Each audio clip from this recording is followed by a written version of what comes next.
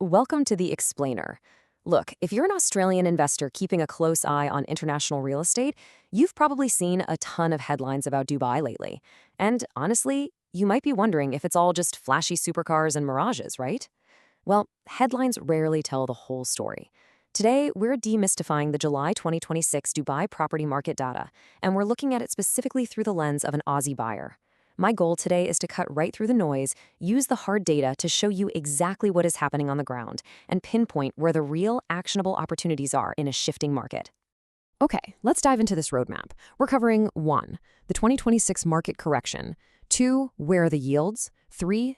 Entry opportunities, 4. The golden visa shift, 5. The infrastructure boom, and 6. The Aussie reality check. Let's get right to it. Starting with Section 1, the 2026 market correction. There's a really fascinating paradox playing out right now. Transaction volumes are down anywhere from 12 to 31% year on year, and yet the first half of 2026 was actually the second best on record, hitting a staggering 286 billion dirhams in sales. So what on earth does this mean? Well, this brilliantly illustrates exactly what we mean by a market normalization. Just look at the contrast here. The 2025 peak was totally defined by massive, feverish speculation and a massive flood of over 45,000 new unit launches in just the first quarter. Now, fast forward to 2026, developer launches have plummeted to just 5,335 in quarter two.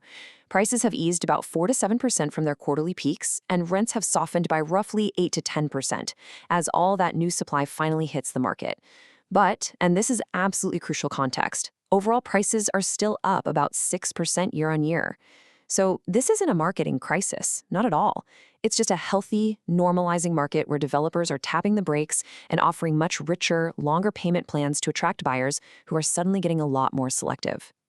And because buyers are getting more selective, their behavior is changing dramatically. For the very first time since 2021, ready property sales, meaning completed homes you can literally walk into today, have overtaken off-plan sales by value. We're talking 146.7 billion dirhams in ready properties compared to 139.8 billion in off-plan. This is a massive flight to certainty. Investors want immediate rental income and access to mortgages right now, rather than rolling the dice on speculative pre-construction plays.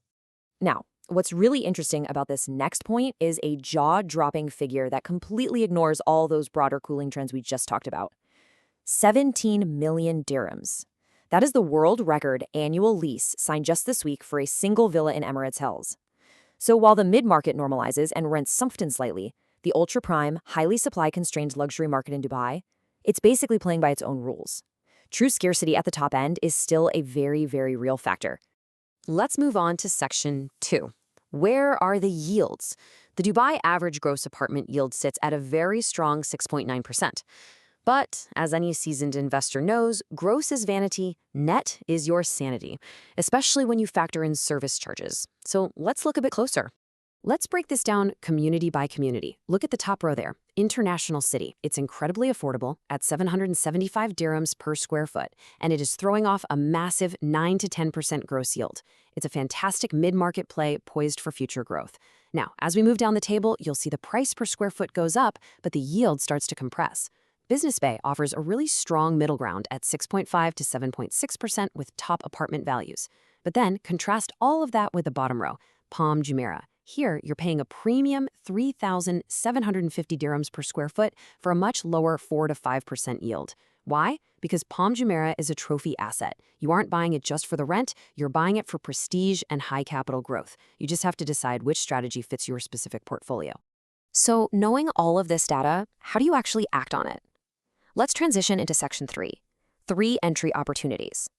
We're going to highlight 3 distinct avenues for investors in this post-peak market. Here are the 3 smartest avenues worth exploring right now. First up, the Metro Blue Line corridor. This lets you buy into mid-market communities right before the infrastructure premium fully kicks in. Second, ready properties. Since prices are sitting below their 2025 peaks and fixed-rate UAE mortgages are looking really attractive, currently between 3.75 and 3.95%, buying a completed property locks in that immediate income from day one. And third, the golden visa property route, which has suddenly become far more accessible for overseas buyers. Actually, let's double-click on that last point for Section 4, the golden visa shift. This is a total game changer for overseas investors, and you absolutely need to understand how it works now. So the crucial point here is how accessible this has become. Step one is simply securing a property valued at 2 million dirhams. To put that in perspective, with the favorable exchange rate right now, that translates to roughly 780,000 Australian dollars.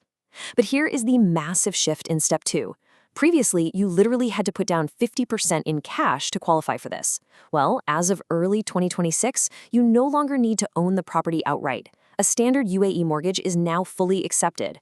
Once you have a certified valuation confirming that 2 million dirham value, step 3 unlocks a renewable 10-year golden visa.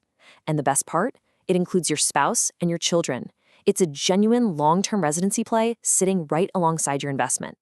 Let's zoom out to Section 5, the infrastructure boom, and see how this builds a solid foundation. This property market isn't just floating on speculation anymore.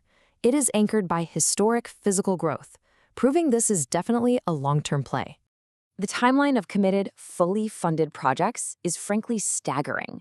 By the end of 2028, a 2 billion dirham road corridor will be completed, slashing travel times across major communities in half. By September 2029, the 20.5 billion dirham Metro Blue Line opens. And get this, the Transport Authority projects this could cause up to a 25% property value uplift near those stations by 2040. Looking even further ahead to 2032, Phase 1 of the $35 billion Al Maktoum Airport, which is planned to be the world's largest, will open its doors. Add to that the fact that a brand new 34 billion dirham gold line connecting established rental markets was literally just approved this week. The physical city is expanding at a breathtaking pace. All this data is fantastic, but what does it actually mean for you sitting in Sydney, Melbourne, or Perth? It's time for Section 6, the Aussie reality check. These are the crucial details you need to navigate this safely. Consider me your trusted advisor sitting right across the table for a moment. First, the good news. The Australian dollar is near multi-week highs right now, trading around 0.698 against the US dollar. And since the dirham is pegged to the USD, your buying power is incredibly favorable today.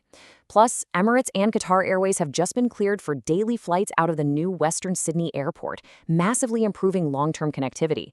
But here are the absolute must-know warnings. The Australian government's Smart Traveller Advisory for the UAE remains at level 3, reconsider travel. And importantly, that includes airport transit through Dubai. You have to check your travel insurance because standard policies often entirely exclude level 3 destinations. If you're going over to inspect a property, make absolutely sure you're covered, or seriously consider remote settlement options. Finally, there's a new capital gains tax bill in Parliament affecting non-residents. If you're thinking of moving to Dubai and holding on to your Aussie property, you must get independent tax advice early. Do not skip the due diligence. Which brings us to our final thought today. The crazy hype of the 2025 peak has cooled off. Developer launches have slowed down, payment plans are getting richer, and that flight to ready properties proves that serious investors are prioritizing steady income and certainty over gambling. With the Golden Visa now accessible via a standard mortgage and a massive infrastructure pipeline locking in future value, is a normalizing market your perfect entry point? Honestly, less hype and much better terms might just make this the smartest time for an Aussie investor to make a move. Let that sink in, do your research, and we'll catch you on the next explainer.